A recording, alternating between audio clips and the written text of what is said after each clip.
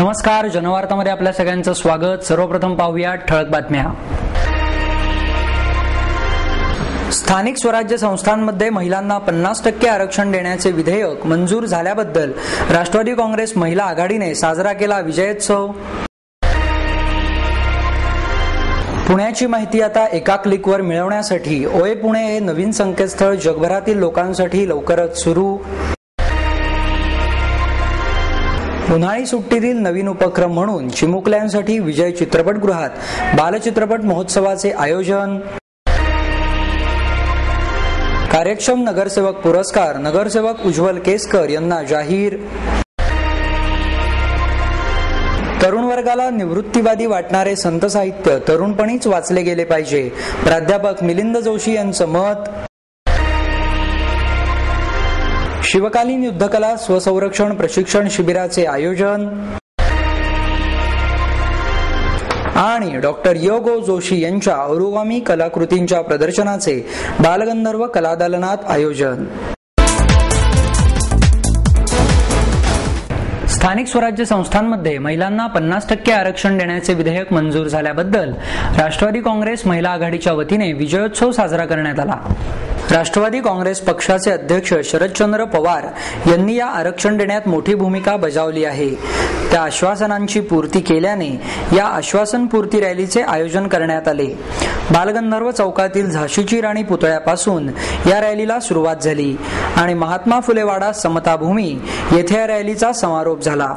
यावेळी महापौर मोहनसिंग राजपाल, राष्ट्रवादी काँग्रेसच्या शहराध्यक्षा वंदना चव्हाण, महिलाध्यक्षा वासंती काकडे, शशिकला कुंभार, रजनीताई पाचंगे आदींसह अनेक महिला या रॅलीत सहभागी झाल्या। महिलांना 33% आरक्षणाचा निर्णय झाला होता तेव्हा अनेक ठिकाणी महिला उमेदवारही मिळत नव्हत्या, मात्र आता परिस्थिती खूपच बदलली आहे। महिला अधिक संख्येने व चांगल्या तयारीने राजकीय क्षेत्रात येत आहेत। महिला अधिक संख्येने राजकारणात आल्या, पदांवर आल्या की भ्रष्टाचार कमी होईल, पारदर्शिता येईल, कारभार स्वच्छ होईल अशा अपेक्षा ठेवण्यात आल्या आहेत। त्यांची पूर्तता आता झाली पाहिजे अशी अपेक्षा वंदना चव्हाण यांनी यावेळी व्यक्त केली। महिलांना 50% आरक्षण मिळाल्याने आगामी स्थानिक स्वराज्य संस्थांमध्ये 50% महिला प्रतिनिधित्व करतील, पण एवढ्या महिला प्रत्येक पक्षाला मिळतील का असा प्रश्न सर्वच राजकीय पक्षांपुढे उभा राहिला आहे।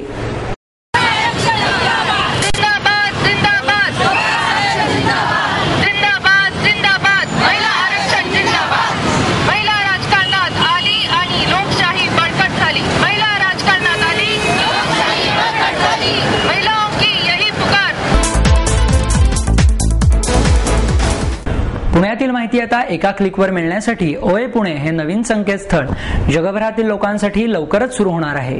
या संकेतस्थळाचे उद्घाटन व्यंगचित्रकार मंगेश तेंडुलकर यांच्या हस्ते 17 एप्रिलला सकाळी 11 वाजता भरतनाट्य मंदिर येथे होणार आहे, अशी माहिती संकेतस्थळाचे संचालक निखिल वैद्य आणि प्रशांत शेलार यांनी पत्रकार परिषदेत दिली। यावेळी नेहा देशपांडेही उपस्थित होत्या। या संकेतस्थळावर पुण्याबद्दलची संपूर्ण माहिती मिळणार आहे। त्यात पुण्याचा इतिहास, भौगोलिक माहिती, पुण्यातील शिक्षण संस्था, उद्योगांची माहिती, तसेच याशिवाय पुण्यातील हॉटेल्स, दवाखाने, व्यायामशाळा, त्याचप्रमाणे पुण्यातील प्रसिद्ध व्यक्तींची माहिती या संकेतस्थळावर मिळणार आहे। या संकेतस्थळाच्या उद्घाटनाच्या निमित्ताने 10वी ते पदवीपर्यंतच्या विद्यार्थ्यांना अॅनिमेशनमध्ये करिअर करण्यासाठी मोफत कार्यशाळेचे देखील आयोजन करण्यात आले आहे। या कार्यशाळेत सहभागी होऊ इच्छिणाऱ्यांनी संपर्क साधावा असे आवाहनही त्यांनी यावेळी केले। उन्हाळी सुट्टीतील नवीन उपक्रम म्हणून चिमुकल्यांसाठी विजय चित्रपटगृहात बालचित्रपट महोत्सवाचे आयोजन करण्यात आले आहे। रणरणते ऊन, शाळेला लागलेली सुट्टी, त्यातच लहान मुलांची मौज मस्ती, दंगा या गमतीजमती बरोबरच आपापल्या आवडीचा बालचित्रपट पाहण्याचा योग, बाल सेलिब्रिटींसोबत आईस्क्रीमचा आस्वाद घेत बच्चे कंपनीने केलेली धमाल असे काहीसे वातावरण बालचित्रपट महोत्सवाच्या उद्घाटन सोहळ्याच्या वेळी दिसून आले। या महोत्सवाचे उद्घाटन बालकलाकार तेजश्री वालावलकर हिच्या हस्ते रंगीबेरंगी फुले आकाशात सोडून करण्यात आले। यावेळी महापौर मोहनसिंग राजपाल, पायल वृंदच्या निकिता मोघे, कावरे आईस्क्रीमचे राजू शेठ कावरे, ज्येष्ठ दिग्दर्शक सुभाष फडके, विजय चित्रपटगृहाचे विनय जोशी आदी मान्यवर उपस्थित होते। बालचित्रपट पाहण्यासाठी आलेल्या बच्चे कंपनीला आजी आणि नात या चित्रपटातील आपल्या भूमिकेच्या काही घडामोडी तेजश्रीने सांगितल्या।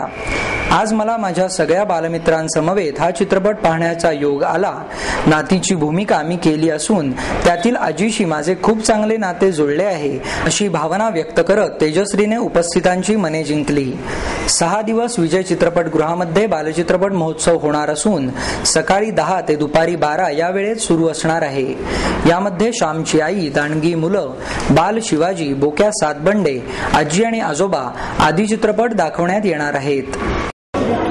मी दरवर्षी येते, मला हे पिक्चर्स बघायला खूप आवडतात आणि खूप अशी वेगवेगळे थॉट्स आपल्याला कळतात, खूप गुड थॉट्स कळतात आणि आत्ताच्या हिंदी पिक्चर्स बघण्यापेक्षा हे पिक्चर बघायला मला जास्त आवडतात। मला पण आजी आदिनाथ आवडतो, पण मला आता एकदम असं हे वाटतं, म्हणजे छान वाटतंय की मी आज आजी आणि नाथ पिक्चर बघायला चालली आहे आणि हे पिक्चर चांगले असतात, म्हणजे त्याच्यातनं आपल्याला चांगले पॉईंट्स मिळतात, चांगले हे मिळतात, पॉईंट्स मिळतात, अजून चांगले आपण कसं वागायचं, कसं हे दुसऱ्यांना मदत करायची ते आपल्याला कळतं या पिक्चरमधून।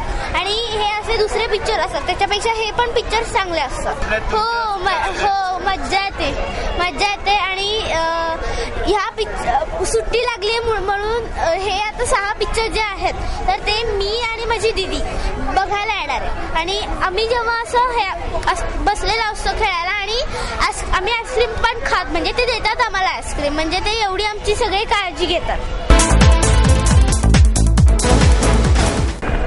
कार्यक्षम नगरसेवक पुरस्कार नगरसेवक उज्ज्वल केसकर यांना जाहीर झाला आहे। स्वर्गीय राजीव गांधी फाउंडेशनच्या वतीने दरवर्षी हा पुरस्कार दिला जातो। यावर्षी या पुरस्कारासाठी नगरसेवक उज्ज्वल केसकर यांची निवड करण्यात आली आहे, अशी माहिती संस्थेचे अध्यक्ष श्रीकांत मुंदडा आणि डॉक्टर शैलेश गुजर यांनी पत्रकार परिषदेत दिली। या पुरस्काराचे स्वरूप मानचिन्ह आणि मानपत्र असे आहे। पुरस्कारासाठी निवड करताना नगरसेवकांच्या वॉर्डातील कार्य, जनमानसातील प्रतिमा, शहराच्या प्रश्नांची जाण, महापालिकेतील कार्य, सामाजिक, सांस्कृतिक आणि क्रीडा क्षेत्रातील कार्य आदी बाबींचा विचार केला जातो। केसकर यांनी स्वतःच्या वॉर्डा व्यतिरिक्त शहरासाठी अनेक उपक्रमांद्वारे महत्त्वाचे कार्य केले आहे, असेही मुंदडा यांनी यावेळी सांगितले। तरुण वर्गाला निवृत्तीवादी वाटणारे संत साहित्य तरुणपणीच वाचले गेले पाहिजे, असे मत प्राध्यापक मिलिंद जोशी यांनी व्यक्त केले।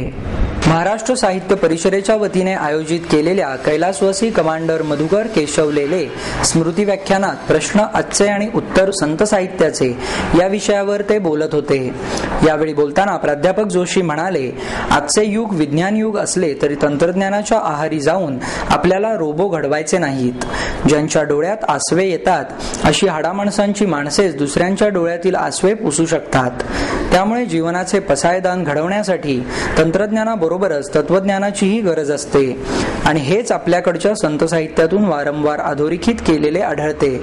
आज जीवनातून विनोद हरवत चाललाय, पण विनोद हे सभ्य लोकांचे काम नाही, असे सुचवणारे रामदास पुढे असेही म्हणतात की जीवनात हास्य महत्वाचेच, पण जीवनाचे हसे होऊ देऊ नये। मढे झाकुनिया करसी पेरणी असे म्हणणारे तुकाराम महाराज सोप्या शब्दात कर्तव्य कठोर कर्मसिद्धांत सांगून जातात, असेही त्यांनी यावेळी सांगितले। कार्याध्यक्षा डॉक्टर माधवी वैद्य यांनीही मनोगत व्यक्त केले। आमच्या संत साहित्यामध्ये भक्ती रस आहे, हास्य रस आहे, करुण रस आहे, वीर रस आहे, कल्पनेच्या उत्तुंग भराऱ्या म्हणजे ज्ञानेश्वर महाराजांनी भाषेचे वर्णन सुद्धा करताना सुद्धा आता अभिनव वाग्विलासिनी जे चातुर्यार्थ कला कामिनी ते श्री शारदा विश्वमोहिनी नबिली मी असं म्हणजे भाषेसाठी सुद्धा किती वेगवेगळ्या प्रकारच्या उपमा या महाराजांनी वापरल्या की प्रथम वय सकाळी लावण्याची नहाळी प्रकटी जैसे आगळी अंगना अंगी नातरी उद्यानी माधवीकडे तेथे वनशोभेची खाणी उघडे आदिलासापासून अपाडे जिये परी असं ज्ञानेश्वर महाराजांनी म्हटलं की तारुण्याच्या स्पर्शानं अंगणेच्या अंगोपांगामध्ये लावण्याचा उत्सव सुरू होतो। वसंताच्या स्पर्शानं वनश्री अधिक सुशोभित होते। कलाकाराच्या स्पर्शानं सोन्याला सुवर्णपद प्राप्त होतं, तसंच व्यासांच्या प्रतिभा स्पर्शानं गीतेतल्या तत्वज्ञानाला एक वेगळा अर्थ प्राप्त झालेला आहे. अशा प्रकारची भूमिका त्यांनी त्या ठिकाणी मांडली. हे 16 वर्षाच्या युवकाला, ब्रह्मचारी युवकाला तारुण्याची न्हाळी समजते. म्हणजे ज्ञानेश्वर महाराज हे सौंदर्याचे पूजकच होते, पण संत साहित्यातलं सौंदर्य समजण्यासाठी उच्च संवेदनशील अभिरुची आवश्यक आहे असं मला वाटतं. हिंसाचाराच्या आणि कामाचाराच्या भडक कथा वाचणाऱ्यांना संत साहित्यातलं जे मार्दव आहे ते समजणार नाही. का आपुला ठाऊन सांडिता आळंगी जे चंद्र प्रकटिता, हा अनुरागू भोगिता कुमुदिनी जाणे, की ज्याप्रमाणे चंद्रविकासी कमलिनी आपल्या जागेवरून चंद्राला प्रेमालिंगन देते, तितक्या साधेपणानं, तितक्या उत्कटतेनं जर आपण संत साहित्याशी भेटलो आणि संतांची कविता जर आपल्या मनाला भिडली तर एखाद्या निष्ठावंत प्रेयसीप्रमाणे ती आयुष्यभर आपली साथ सोबत करत राहते. इतकं मोठं सामर्थ्य हे संत साहित्यामध्ये. शिवकालीन युद्धकला स्वसंरक्षण प्रशिक्षण शिबिराचे आयोजन करण्यात आले आहे. शंभूराजे मैदानी खेळ विकास मंचाच्या वतीने शिवकालीन युद्धकला स्वसंरक्षण प्रशिक्षण शिबिर आयोजित केले आहे. 25 एप्रिल ते 5 मे दरम्यान या शिबिराचे आयोजन किल्ले पन्हाळगड सैनिक स्कूल ताराराणी वाडा येथे केले असल्याची माहिती मंचाचे अध्यक्ष सूरज ढोली यांनी पत्रकार परिषदेत दिली. या शिबिरामध्ये लाठीकाठी, दाणपट्टा, तलवार, धनुर्विद्या, रायफल शूटिंग, ट्रेकिंग, गिर्यारोहण आदी शिवकालीन युद्धकलांचा प्रकारांचा समावेश आहे. या कार्यशाळेत 5 ते 25 वयोगटातील मुले सहभागी होऊ शकतील. कार्यशाळेत सहभागी होण्यासाठी 4,950 रुपये शुल्क आहे. त्यासाठी 24 एप्रिल पर्यंत नाव नोंदणी करणे आवश्यक आहे. माहितीसाठी 9421111185 या क्रमांकावर संपर्क साधण्याचे आवाहनही ढोली यांनी यावेळी केले.